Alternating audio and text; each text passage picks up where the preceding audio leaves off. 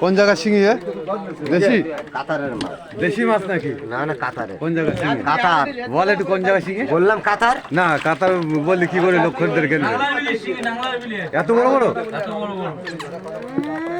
কে আচ্ছে 400 গ্রাম ওয়েটের মাছ দেবো আজকে। 400? কত করে বেচছিস? 1500 করে রাখবো 400 এর মাল। আরে শালা ডিসকাউন্ট দুটো দেখালে দাঁড় চিপকে দেখ আছে?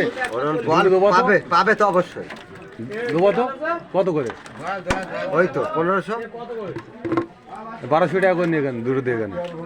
কিরম সাইজ?